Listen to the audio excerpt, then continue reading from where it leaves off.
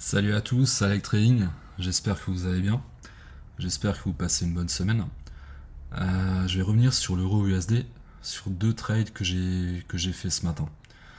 Donc j'ai fait un trade le premier en sell et le deuxième en long. Donc je vais essayer de vous les retracer du début à la fin, parce que c'est des trades intéressants, c'est des trades qui ont quand même des gros RR. Donc je vais vous expliquer exactement comment est-ce que je m'y suis pris bah, pour les réaliser. Donc là, on est sur la fin de l'Asian session, donc vers 7h. Donc là, on va passer sur une minute pour avoir le plus de détails possible. On va agrandir un petit peu. Donc là, je vous ai laissé toutes les indications que j'ai utilisées pour faire ces deux trades, parce que sinon, à chaque fois, il faut que je les replace, et puis je pense que ça ferait durer la vidéo beaucoup plus longtemps, et c'est pas trop l'intérêt. Ok, donc on va être sur Play. Donc là, on est à la fin de l'Asian. Ok, donc là, on voit que le prix descend. Donc là, première chose, vous allez me dire j'ai loupé ce trade. Parce que là, on voit que le prix casse à ce niveau-là, reteste, et après il part. Ok, donc là, j'aurais pu le prendre là à la limite, mais effectivement, ce trade, je l'ai pas vu. En plus, ça avait pas beaucoup cassé. Mais peut-être que si je l'avais pris en... Attendez voir, on va passer en 15 secondes. Pour voir si on voit plus clair. Ouais, effectivement, en 15 secondes. Là, on voit que ça casse, ça prend l'argent. Ça crée un lower high. Ça casse à ce niveau-là. Donc là, ça casse bien. Ça reteste. Ça reteste peut-être même dans l'OTE. On va essayer de voir ça.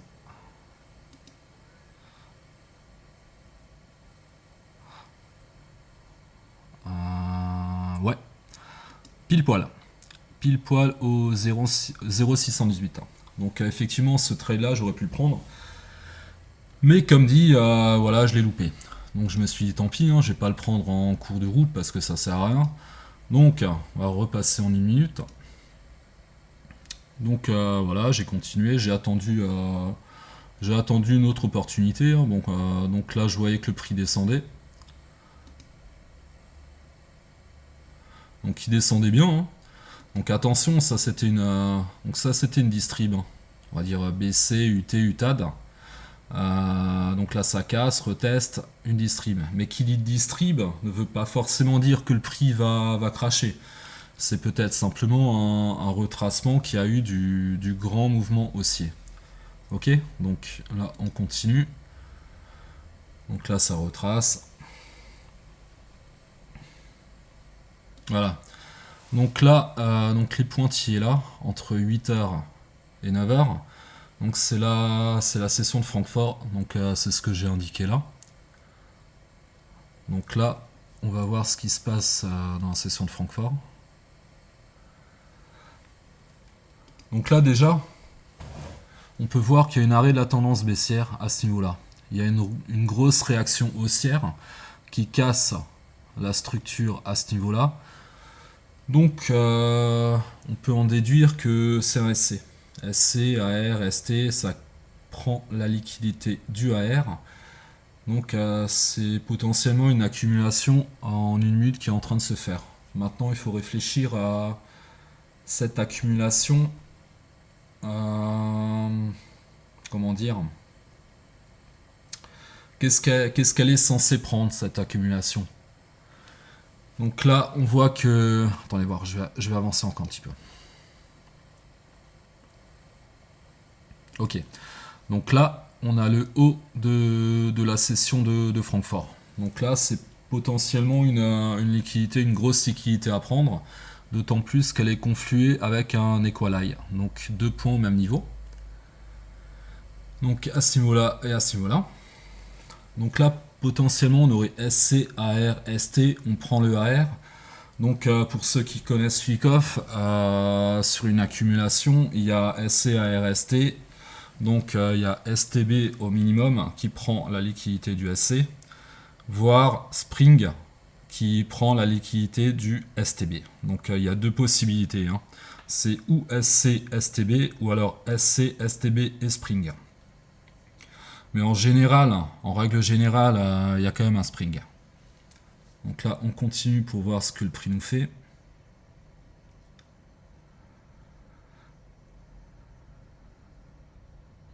Donc là, on voit qu'il casse le SC, qui prend la liquidité. Maintenant, on va voir s'il y a une réaction haussière.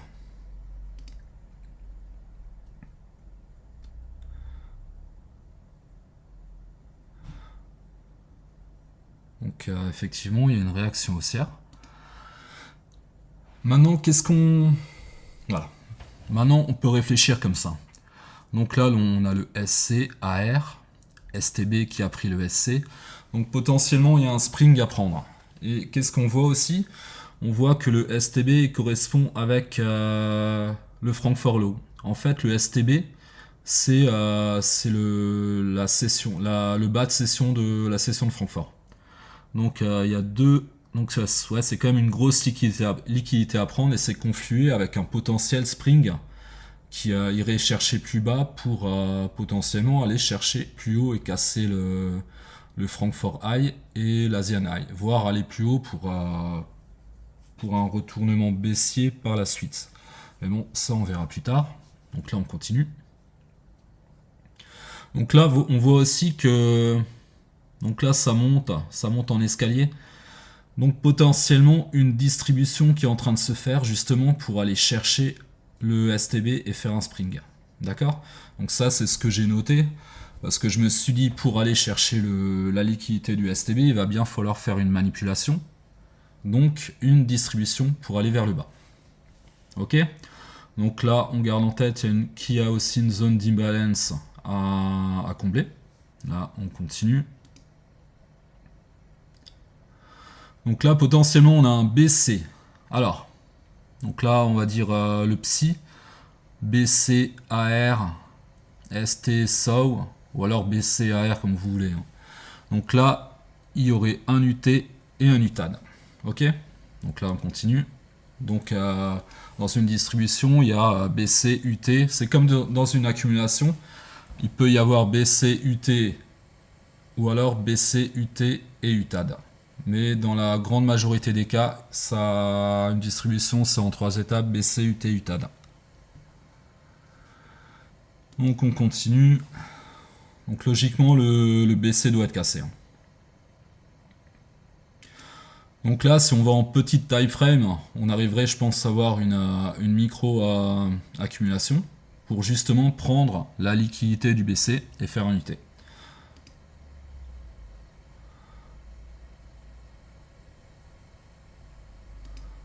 Voilà, donc là, je vais vous montrer exactement où est-ce que je suis rentré. Donc là, on a baissé à ce niveau-là. Donc l'UT, il prend la liquidité, il retourne à la fourchette entre le BC et la R. Donc en général, c'est comme ça que ça se passe. Hein. Et en général, quand on tient à la fin de l'UT, il y a un UTAD. Donc là, on a eu notre UTAD. Donc là, il fallait rentrer en micro LTF. Donc en seconde, je vais vous montrer comment est-ce que je m'y suis pris. Je sais plus si je l'avais pris en 15 secondes ou en 5. Attendez voir, on va voir. Je vais vous montrer exactement l'entrée. Donc là, je me suis dit, donc la liquidité de l'UT a été prise. Donc là, je suis rentré en 15 secondes pour voir s'il y avait potentiellement une entrée à faire. On va même mettre en 5 secondes pour avoir le plus de détails possible. Donc l'UT il est à ce niveau là. Donc là on voit que ça casse.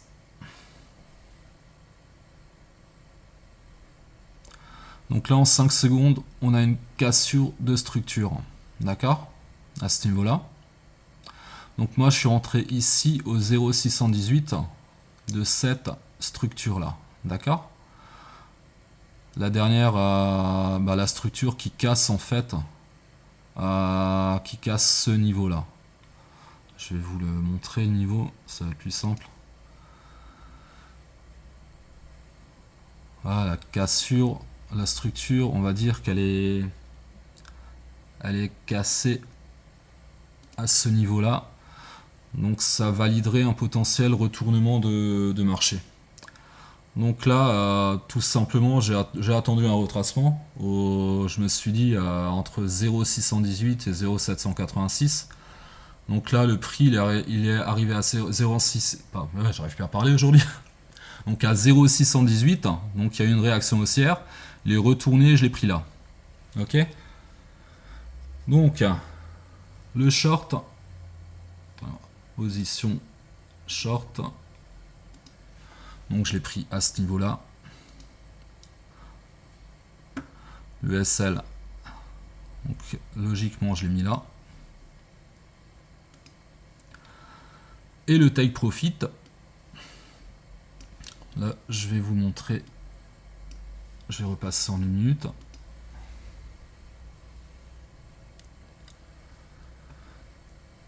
Le take profit, je l'ai mis à ce niveau-là.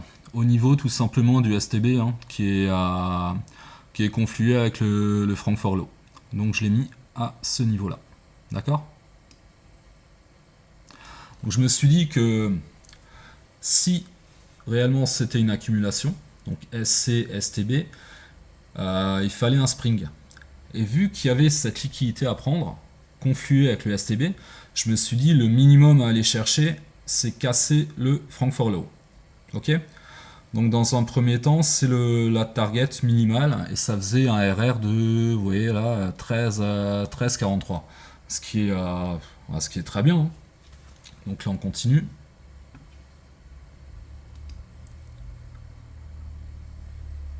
Là ça remonte. Donc là je vous avouerai que à ce niveau-là, j'étais plus trop sûr de moi, franchement, parce que là il était bien remonté, mais j'avais remarqué aussi qu'il avait, qu'il avait juste pris la liquidité du haut là, donc avec des mèches une fois, 2 fois, donc bon ça fait quand même un peu peur, mais je suis pas sorti du trade, je suis resté, de toute façon j'étais à BE. À ce niveau-là, vu que ça avait bien chuté, donc je me suis mis directement à BE, donc si ça repartait dans l'autre sens, ben pire des cas, je sortais à 0. Donc c'était pas un drame. Ok, donc on continue. Ok, donc là, moment fatidique. Là, on se dit, potentiellement, c'est un spring. Donc, ouais. Je vais vous dire quand même que dans ces deux trades, donc j'ai eu deux TP, mais j'ai eu aussi 2 BE et un SL. Donc je suis pleinement satisfait, mais j'ai eu 2 BE, donc je suis parti à 0, c'était pas grave. Et un micro SL, parce que comme dit, j'avais pris une entrée sniper sur le sprint, donc j'avais un tout petit SL. Parce que j'étais rentré prématurément, dû à la psychologie, comme vous pouvez le savoir, la psychologie en trading, c'est un point très important. Et effectivement, là, je me suis fait avoir. Je vais vous montrer où. Donc, à ce niveau-là. Donc, là, je me suis dit, potentiellement, c'est un spring. Sauf que non, vous allez le voir par la suite.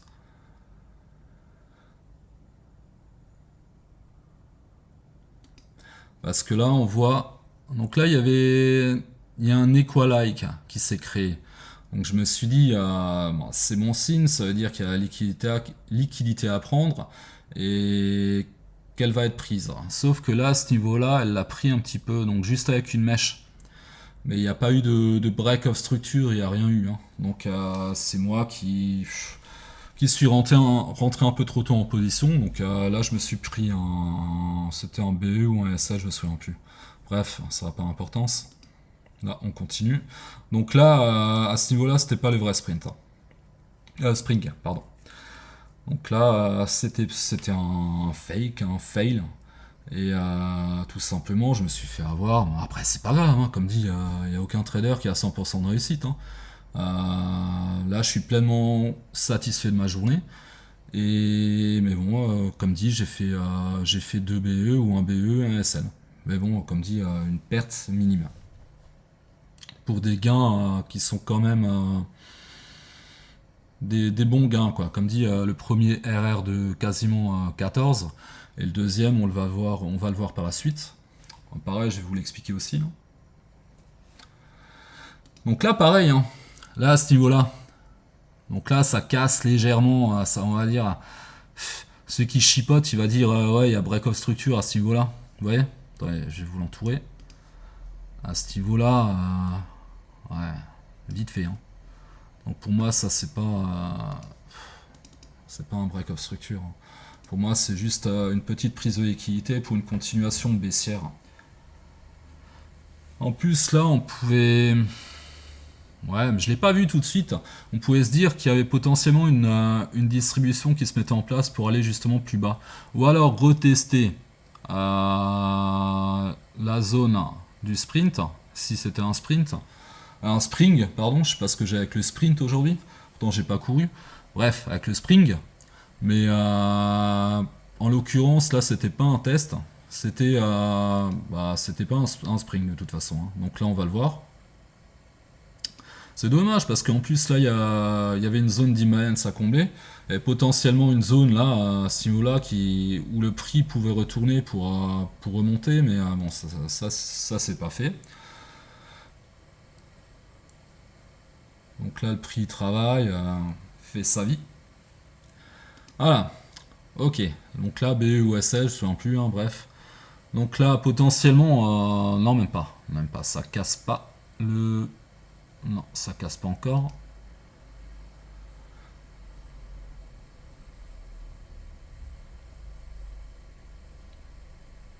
Bon, là, ça casse, hein. Donc là, de toute façon, il y a SL à ce niveau-là. Celui qui s'est placé là, même là, là ou là. Bref, là, il s'est fait sortir.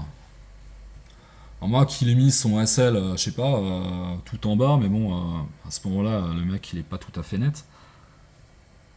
Bref, là, ok, donc là, on voit qu'il prend la liquidité de ce niveau. Donc forcément, il va y avoir une petite réaction haussière. Et à partir de là, je me suis rendu compte, je suis allé un peu plus loin sur le graphique, et je suis allé voir dans ma zone là. Mais là, on le voit pas bien. J'avais vu en quel time frame. J'ai peut-être vu en 30. Non, c'était pas ce time frame. Attendez voir, juste essayer de le retrouver. Non, c'était en une minute. Parce que j'avais noté l'inducement.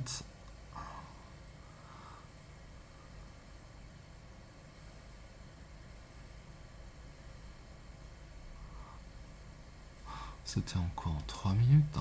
Comment je l'avais vu l'inducement? Juste en train de rechercher à... Voilà, c'était ici.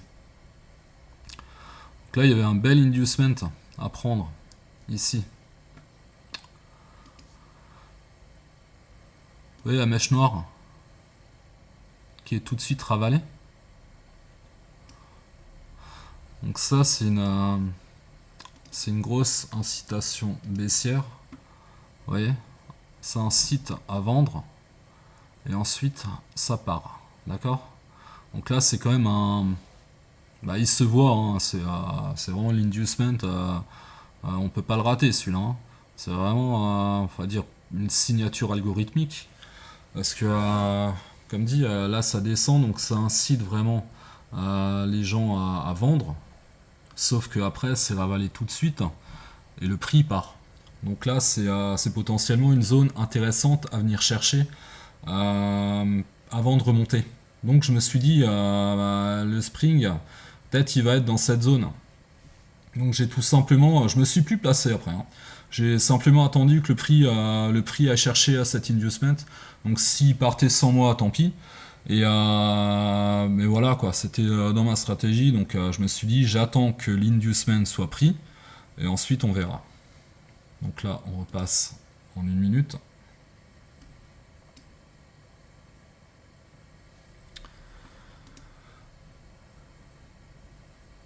Donc là, tout ça, c'est des zones où les gens ils se placent en pensant que c'est un spring. Hein.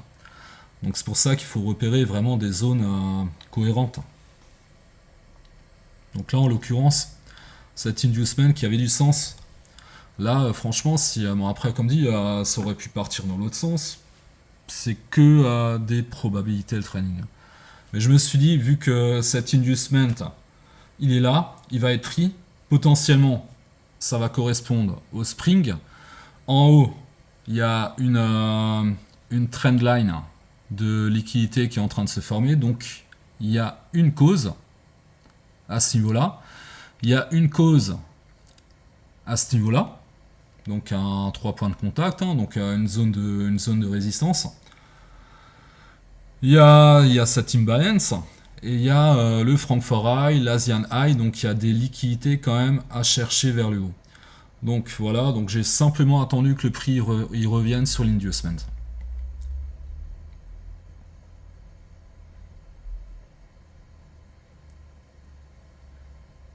Voilà. Là il casse un petit peu. Vous voyez?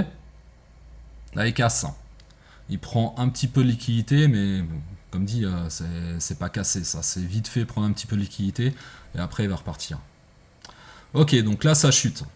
Qu'est-ce qu'on voit là? Qu'est-ce qu'on voit là? C'est flagrant. Hein. Il prend l'inducement à ce niveau-là et direct réaction haussière. Donc là, pareil, je vais vous montrer comment je me suis placé. Donc là, pareil, en micro time frame, en 15 secondes, 5 secondes. Attendez voir. Comment est-ce que j'ai pris ce trade? Je vais mettre en 5 secondes. Comment est-ce que je me suis placé?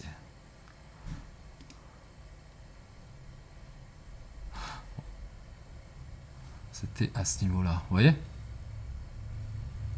À ce niveau-là, on casse. On casse la structure. Donc il y a quand même une grosse réaction haussière. Donc à ce niveau-là, quand on approche de la zone d'inducement, il faut direct se mettre en seconde. Hein, parce que après ça va très vite. Parce que vous avez vu, le prix touche l'inducement et direct il part. Hein, donc après on n'a pas le temps de se placer. Donc dans l'idéal, ce qu'il faut faire, donc on se place en seconde. Donc là c'est la zone d'inducement. Hein. Là ça apparaît pas parce qu'elle est visible qu'en minutes. On va dire qu'elle est là. D'accord? Là on va dire que ça casse la structure. Donc il y a une forte réaction haussière. On va même prendre le Fibo. Pareil, ça va correspondre à l'OTE je pense. Tac. Le Fibo de cette petite structure là.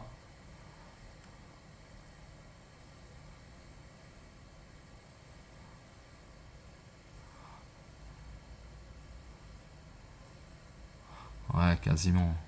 On est quasiment 0,618. Hein. Pour être honnête, je sais plus si je me suis placé ici ou au retest. Mais il me semble que je m'étais placé direct là en seconde. Mais je vais juste attendre, voir ce que le prix fait. Non, je vais me remettre en seconde. Pour pas vous raconter de bêtises.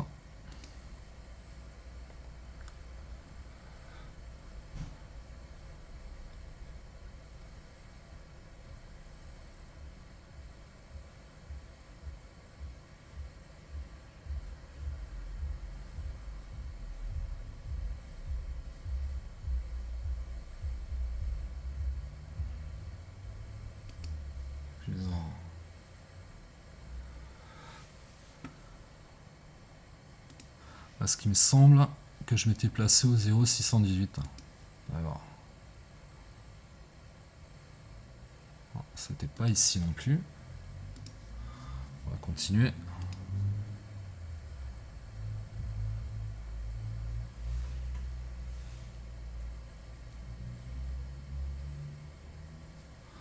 Voilà. Non. Attendez voir. Tac. Peut-être là.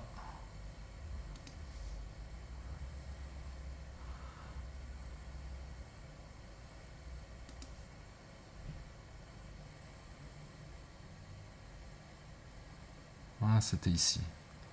Voilà, il me semble que c'était ici que j'avais pris le trade. Ouais. Parce que là, j'ai pas eu le temps de me placer à ce niveau-là, il me semble, je sais plus. Bref, on se plaçait à ce niveau-là, mais il fallait directement se placer, se mettre en seconde et se placer directement. Ou alors, il y avait cette possibilité. Donc, au retracement de cette impulsion, on était au 0,618. Vous voyez? Donc, on se plaçait directement là. Tac. Et ensuite, ensuite il était, il était 14h30. Grosse impulsion haussière, 14h29, 14h30. Ok, comme d'hab. Open US. Donc en plus il y a eu une annonce écho qui a fait monter le prix en flèche. Directement. Donc moi j'avais pris le trade à... Je vais pas vous raconter l'histoire, parce que je me souviens plus en fait. Je sais plus exactement où est-ce que je l'avais pris. Bref, on va dire que je l'ai pris... Attendez voir.